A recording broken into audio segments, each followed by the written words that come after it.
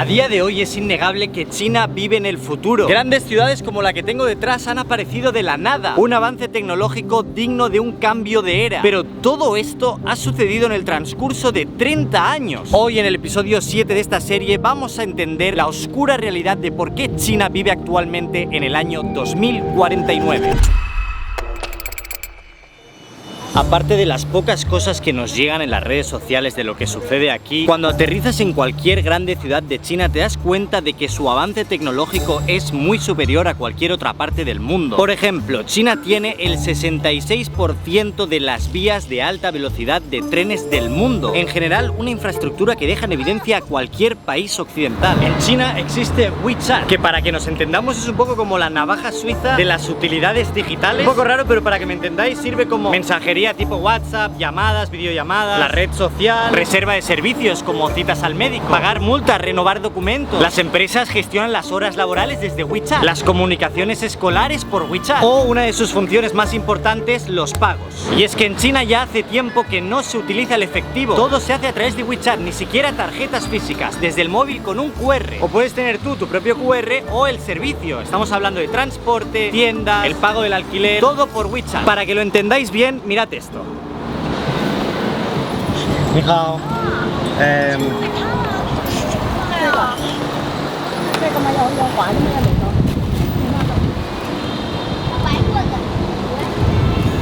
Y tan fácil de pago. Thank you.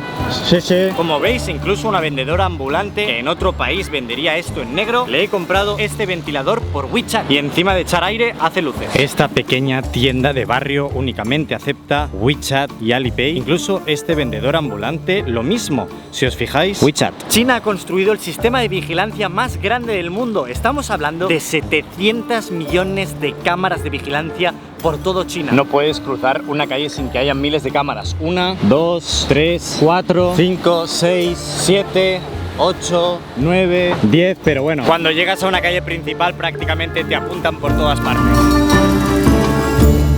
Todo esto en cosa de 10 metros. Y ahí no acaba todo. Estas cámaras no sirven únicamente como vigilancia post-crimen, sino que todas estas cámaras están conectadas a un mismo sistema llamado Skynet, sí, como en Terminator, cuyo objetivo es tener una vigilancia total a tiempo real. Y es que estas cámaras están equipadas con reconocimiento facial. Pueden identificar a cualquier persona, incluso si va con mascarilla. Es que incluso reconocen tu forma de andar. Esto se suma a una inteligencia artificial policial que analiza el comportamiento de las personas. Es decir, si te quedas mucho rato parado, si entras en una zona sensible o si te cruzas con alguien vigilado, se genera una alerta automática. Y aquí no acaba todo, porque aplicaciones como WeChat, que hemos hablado de ella, están vigiladas por el Estado, por lo que cualquier transacción, cualquier chat, cualquier movimiento dentro de este sistema queda guardado y vigilado por el Estado. ¿Sabéis ese sentimiento de creer que estás haciendo algo malo y pasa un coche de policía y dejas de hacerlo? En China estás obligado a sentirte así continuamente. Si por una parte ves mucha menos policía de lo normal, realmente la policía es este sistema que está concentrado en una centralita donde lo controlan todo. Bajo estas nuevas medidas, el índice de criminalidad ha disminuido un 60% en los últimos 20 años. Y con ello China se ha convertido en uno de los países más seguros del mundo. Y además ha tenido el crecimiento económico más bestia de la historia. Estamos hablando que hace 30 años China tenía el 66% de su población bajo el umbral de la pobreza y en 2020 se registró únicamente un 1%. Con estas medidas que vamos a ver hoy, el Estado rescató a cientos de millones de personas de la pobreza. Una completa barbaridad.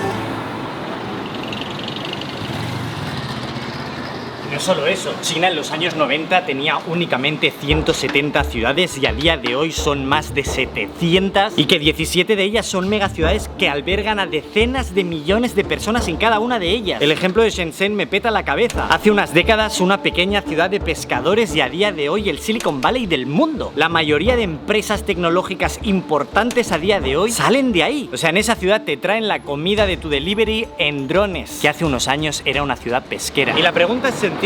¿Cómo China logró hacer un salto tan grande al futuro en tan pocos años? Y la respuesta no es magia.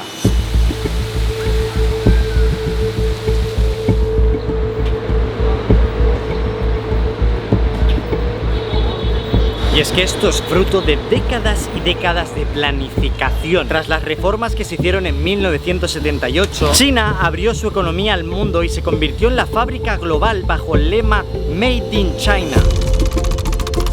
Todo Occidente trasladó su mano de obra aquí, en busca de mano de obra barata. Y China aprovechó ese impulso, una industrialización acelerada, zonas económicas especiales como Shenzhen y un crecimiento anual explosivo. El costo humano, sin embargo, durante años fue alto. Los trabajadores chinos han enfrentado jornadas extenuantes y salarios bajos. Y es que aquí se popularizó el brutal horario 996, de 9 de la mañana a 9 de la noche, 6 días a la semana. Muchas personas de aquí lo denominan como una especie de esclavitud moderna. Esta ética de trabajo implacable, aunque aumentó muchísimo las producciones, también tuvo unas presiones sociales gigantescas.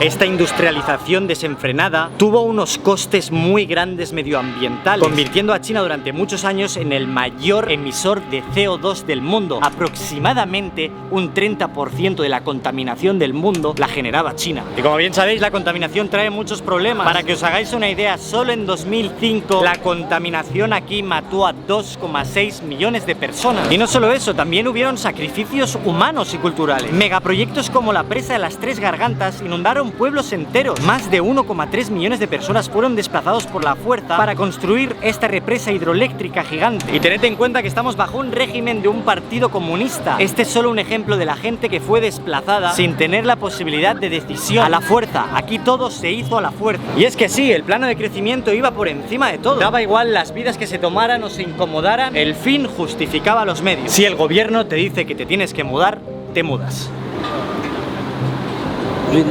Relocation. Oh, nice. Ni hao. Old house relocation. Okay, nice. Where are you from? New. Now, new. Old house. But now, new. Country, yeah, house. Oh.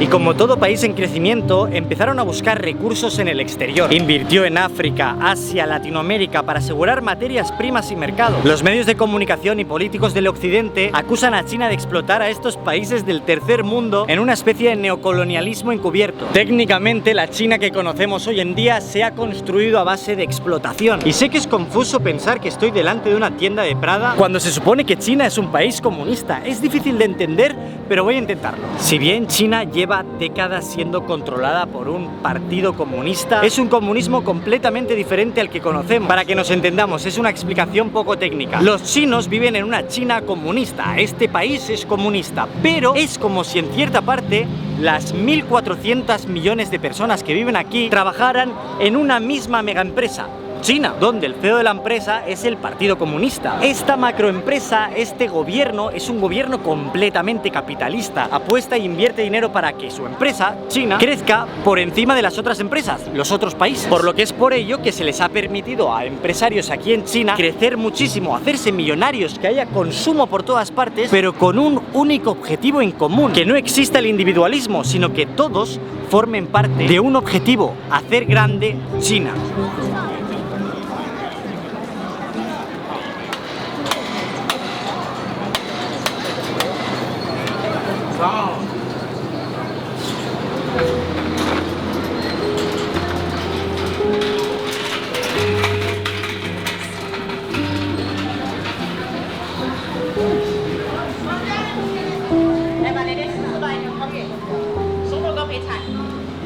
Y esta mezcla de mano de obra barata a ser explotado por todos los países del mundo a nivel producción y una planificación impoluta a décadas vista hicieron que con todo ese dinero que iban recolectando iban creando nuevas fábricas, nuevas máquinas, invirtiendo en investigación tecnológica. No había nada que los chinos no supieran hacer. Y mientras los otros países se dormían en simplemente vender los productos, ellos en el camino ya estaban muy adelantados. Estaban pasando de ser una mano de obra barata a ser el lugar del mundo pionero en esta tecnología. Un gran ejemplo que me toca personalmente es el café. Debido a este gran crecimiento de China, los precios del café han subido muchísimo. Para que me entendáis, el precio del café está en bolsa, por lo que su precio fluctúa muchísimo, pero es que a día de hoy estamos en máximos históricos, y eso es porque China ha empezado a consumir muchísimo café de especialidad, como el que me estoy bebiendo ahora.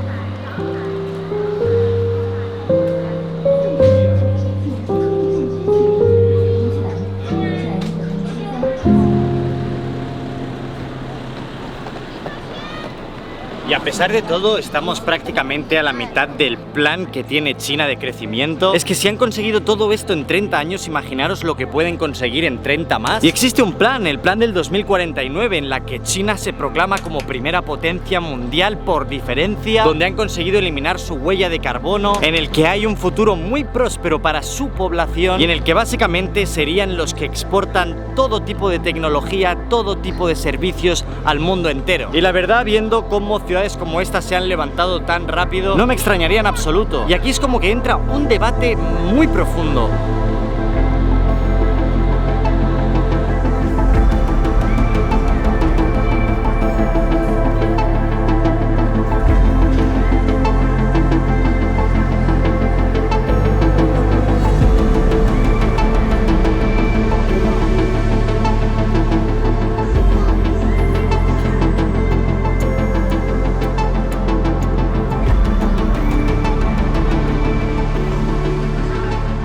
Si bien es difícil posicionarse de manera ética del lado de China por todo lo que ha tenido que hacer para llegar a este punto, es innegable que la mayoría del país estaba bajo el umbral de la pobreza y hoy en día es una minoría muy pequeña, un 1%. Cuando los medios y políticos de Occidente critican a China por las medidas que ha hecho, ya sea la explotación del medio ambiente, la explotación laboral y la explotación a países más pobres, en verdad es un poco hipócrita. Nuestros países crecieron también haciendo colonias en países pobres y también nos aprovechamos de China cuando ellos en silencio estaban creciendo su país, y se nos ha venido un poco en la cara. China es un país muy grande, con una población muy grande. Liderar cualquier otro país no tiene nada que ver con liderar a 1.400 millones de personas. Y se habla de muchas cosas, pero poco del hito histórico que ha conseguido China con eso. No justifico las medidas y ni siquiera apoyo la manera en la que se ha hecho, pero los resultados están ahí. ¿El fin justifica los medios? Pues está claro que para China sí. Y en verdad Occidente siempre va a hacer una propaganda mala de este país, porque mientras ellos en silencio han estado construyendo toda esta infraestructura, nosotros nos peleamos cada 4 años por ideales políticos y no conseguimos nada. Como mucho conseguimos irnos a peor. No sé qué pensáis vosotros, creo que era necesario este vídeo, ya que cuando miras todo lo que aparece de China en internet, pues o vienes enseñando lo futurista o únicamente la parte negativa, pero no el cómo han llegado hasta aquí. Así que creo que era interesante, lo siento por la chapa. Mañana tenemos un vídeo muy interesante. Será el último vídeo en China, pero lo despedimos por lo más alto. Así que estad atentos porque a las 5 nos veremos como siempre. Yo me despido por aquí. Estamos aún muy lejos de los 2 millones de suscriptores, así que agradecería que te suscribieras y sobre todo no te olvides de hacerle caso a Vini. Chao, chao. Tú, compra tu café en ViniWoodCafe.com.